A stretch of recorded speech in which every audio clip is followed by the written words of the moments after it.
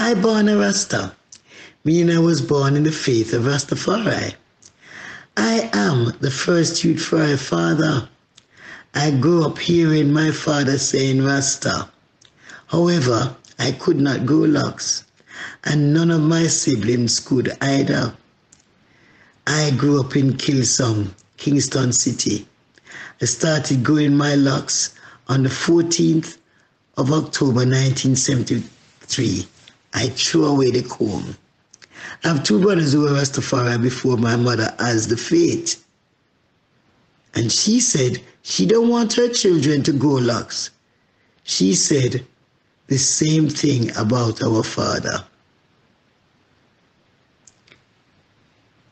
Life with my parents. I never see my mother giving my father a face basin with a toothbrush or toothpaste and towel. She never provided water for my father to wash his face and brush teeth. I knew my father getting up early and use the morning dew from the banana leaf or the cocoa leaf to wash his face. Opposite the kitchen, we had a chew stick tree, another tree that we call crocus or search my heart, that my father used to boil tea with, along with green ganja herb. My father instructed us to chew the chew stick and use it to clean our teeth, as it was good for the gum. When we eat and belch, we cannot say excuse. We have to say give thanks. When we ease our body, we cannot say excuse. We have to say beg pardon or give thanks. My father was a farmer. I experienced my father digging a hole in the earth. He placed the cocoa leaf inside the hole, placed the peel, cocoa and the sweet cassava inside, and then covered the hole. No water was added. He then put the fire for the food to cook. We sat down with our hands at our jaw, looking, wondering how the food cooked like that. We asked ourselves if that food could really eat. When my father took out the food, we eat it with pear. What a food, sweet. I never in my life taste that food anywhere else. When we were thirsty, we got water from the spring. We had no Rasta picture in our house. The only picture we had was one picture of Jesus with a long beard. My father said we are all the children of God. However, he did not sit to explain what he meant.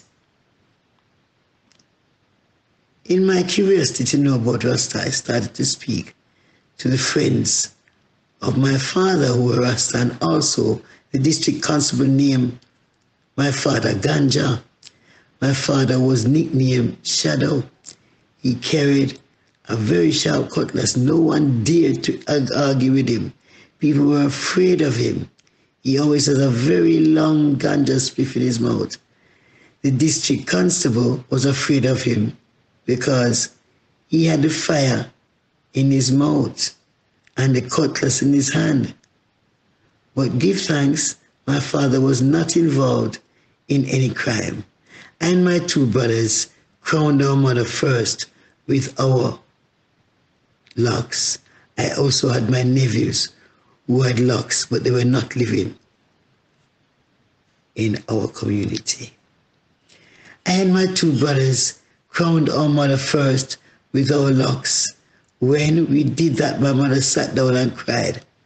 I have some nephews who are Rastafari. They came to that consciousness of, on their own, the only thing they did with their locks was to wash it and grow it. My first Nyabingi. The first Nyabingi I tried was in Kingston. Many ancients were at that ISIS, including Bongo Watto, Bongo Daniel, Bongo Headful, and Bongo Bigger, who played one of the sweetest fundes. When Bongo Bigger started to play the harps, he played all night until the bingi seal. There were two daughters that I cannot forget. One was daughter Joan, who was ancient Bongo Jack Empress, I also knew Mama Baby I. Before I was thrown into the Nyabingi, we used to walk and follow Mama Baby I. I get to know more about ancient Bongo Watu during my time in the Nyabingi house. He was a leader for the Nyabingi, and he was about discipline and order. Ancient Bongo Daniel functioned with the harps. He was a master drummer. Ancient Bongo Tani was also an excellent kete player. However, it is how you play the harps that ones will stay with you and chant. Now, Bongo Tani was easy to get in Mayal, which is revival, and Pokomania. These are different spiritualities, so it takes some time for you to come out of Nyabingi and move into Poko and then return to Nyabingi. As such, if you're not careful, so your soul vibrations could stray during that transition. There were also other Rastaman who played a Poko beat during the Isis, so you keep wondering where you are going and why you are going on these journeys. Bongo Daniel, when he touches the harps, the beats is well defined. There was on one occasion during my first Bingi Trod when the police invaded the Nyabingi gathering and ordered Rasta to stop playing the drums. Bongo Daniel would not comply, and he took up the largest bass drum, holding it tight on his head, walked barefoot to the police commander. The ancient then kneeled down before the commander, kneeled down before the bass drum, and beat it so loud that I thought he would end up deaf. In 1992, during the centenary celebrations of Haile Selassie, when we were doing a motorcade around Jamaica, Bongo Daniel played the kete. We all reached a very high level of spirituality. Even the animals in the pasture were trying to run alongside with the moving vehicle. It seems that the sound of Bongo Daniel playing was attracting them. It was so amazing in 1992. When I tried Nyabingi, I did not know Bongo Puro as the high priest. I didn't know Bongo Time. However, I knew of ancient Bongo Puro giving orders in the house. Memories of ancient Bongo Time and others. Ancient Bongo Time was a father to I and I. He chant, he pray, and cry for I and I. If he heard the brethren cursing in the daughter's quarters, he would sit beside the daughter in the quarters and cry. He would say, "Don't worry." He would say some sweet things to make you feel so happy. Bongo Time was our king man, our father, our brother, our teacher, and our friend. I can remember when Bongo Time started, a partner draw. And sure, the first hand in the partner, he didn't call us to the daughter's quarters and told us that the partner is ours and we should keep it going. What a father he was to I and I daughters. If he heard a child crying, he would see the ancient walking with his not me to the daughter's quarters. When he found out which child was crying, he would go and sit beside the youth with his hands rubbing his head in comfort and asking, "What is the problem?" When he learns of the problem, he would say, "Hush," and ask the child if he or she had food to eat. If the answer was no, and if the mother of the child did not have food, Bongo Time would find food, not for that child only, but for the many other children who were present. Bongo used to wear a shirt with 4 pockets that he filled with ganja. He also filled his pants pockets with ganja. However, no one knew that those pockets had ganja until he was at the Bingi, and when the ancient arrived at the daughter's quarters, he gave the sisters who were present all the ganja that was in his pockets. It was very sad sometimes when I remember ancient Bongo time, and to know that he's not with I and I today. Ancient Bongo Chefan was very caring and kind to I and I. When the ancient priest Bongo Chefan was presenting something to any daughter, it was so discreet that no one knew what the other one received. The priesthood today. In the early days of my experience, we had priest, princess, and empress all around. Now we have nothing at all. There is a breakaway that I don't know how to explain. One particular priest claimed that he is Sabbath priest. However, the Sabbath is not supported by the majority of Rastafari. If and when the Sabbath is called, it ends in quarrel and cursing. The order of the Nabingi today is not functioning as it was before. If it was not for the mercy of Emperor SELASSIE and Empress Menen, there would be many things that caused death among Rastafari.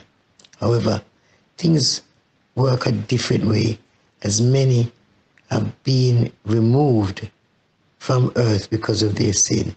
So many of them went around and about, discriminating and talking all manner of evil against each other. From the time that the order of the Nabingi evolves from ground nation, we don't know where we are. Many at one time we were told that the Nabingi was registered as a limited liability company. In the early days, much more Rastafari would attend functions. We did not have our own transportation, and when we decided to stop a vehicle, the people wanted to know where we were running away to. We were carrying almost everything we had, even our bed, which we shared with other sisters. And we also took care of the children. We bathed them and put them to rest on our bed when they wanted to sleep. We had nowhere special but under a tree. Many times when I woke up at a Scots Pass Bingi, I found myself under the alnut tree. And when I looked, my body was printed out on the cardboard bed that I slept on. I was very happy to be there. It was not only at Scots Pass Bingi ground. We had cardboard beds. It was a common thing to see. We were so peaceful that the Combe people were so glad to see us that when we sat down to reason with them, we could not be in a hurry to leave. When the people carried food for us to eat, we had enough to roast and boil. We hardly cooked meals. It was mostly roast food we prepared. We roast pumpkin, cassava, yams, and more. Today we're not hiding to proclaim Rastafari. I can remember when I started to trot with the congregation of the Nabingi. No one stole food. You had it in abundance. Also, people gave you food. We had so much food on the Bingi grounds that some Combe people begged food to take to their homes, and there was so much food that we could share it. First time we had to reason on the Bingi grounds, and we looked on the altar, we would find roots, bitters, water, honey, ganja herb, and fresh flowers. There's nothing like that anymore. It's a total breakdown. What we have now regarding the sharing of the sacrament during the Isis, only special people receive, as there's a look-in-the-face situation before the herb is given. Today, mankind have changed from the teachings of His Majesty Emperor Haile Selassie. On one occasion, when I visited Scots Pass Bingi grounds, when they were holding a Sabbath gathering, I was told by one prominent ancient that the Bingi that I was longing to attend will not take place. Again, I was in total amazement after hearing that statement. There are many people who don't know the history of the order of the Nabingi. I can remember Sister Aina, Sister Miriam, Daughter Bubbles, Matriarch Nani, and Marshanti. Over time, you then realize what you learn from these ancient mamas which is the principle of how to live as a Rasta daughter. You should not burn a spliff standing. You must sit down. You should not burn a spliff on an empty stomach. And any one of these ancient mamas find you smoking on an empty stomach, you will be asked the reason why you smoke like that. I used to see a sign posted at Nyabingi Gate about how to conduct yourself on the Bingi grounds. Unfortunately, the sign is removed from Pitford and Scotts Park Bingi grounds. I think that there are plans to mash up the order of the Nyabingi. I have witnessed a tabernacle where man grab man and beat man. Concerning High Priest Bongo George Irons, if he can overpower you, you will have his ways. However, if you stand up to him, there will be no problem. The ancient priests don't often give justice in everything, but in a time he will come to his senses. None of them can walk in ancient Bongo time shoes. Even when he has become an ancestor, they cannot walk in his dead boot. Ancient Bongo, I, Bongo Leah, are among the present 7 priests who are respected for their good works. Bonnie Wheeler was a man that I had so much high respect for. There come a time, no matter how much you are being respected, someone will look on you lower than who you are. As a result, I was shocked by his behavior. For my tradition of Rastafari is not to slew another Rasta. I respected Bonnie Wheeler over the years. I will not forget when I began to say Rastafari and saw how much Bonnie Wheeler made contributions to the house of Rastafari. The fact is that Bonnie Wheeler called 7 trumpet call in Jamaica. The first trumpet call I attended, it was the police on our back. You see, the second one, it's the same police in our CLAWT. Same way the third one, the same police in our way. What's it not? Same way. I tell myself I'll not be going back there as I don't know what this is all about. The time when I attended, the citizens who were there in the community stood up and prevented the police from further abusing us. Remember, it was not a Nyabingi but a trumpet call. Where the event was held was at a school in the yard when the police came in their mad rush. The people who lived nearby looked out from their high-rise building and shouted to the police, shouting, "Left the people them alone. When they can't lock up the people them, it's not them who carry themselves there, you know. It is the work of Bonnie Wheeler." No one knew where Bonnie Wheeler was. At that time, we were on our own, and when everything was said and done, we had to make haste and leave the premises. We were greeted by a battalion of police who went onto the building. After we went through the gate, they removed the furniture owned by Bonnie Wheeler, placing them on the sidewalk, and then chain locked the gate of the building. It was an eviction. That was a big disrespect unto Rasta. On several occasions I sat up Bonnie Wheeler chanting in the Bingi and calling on Rasta for I and fear in I. And every time he chanted that way, I fired on it.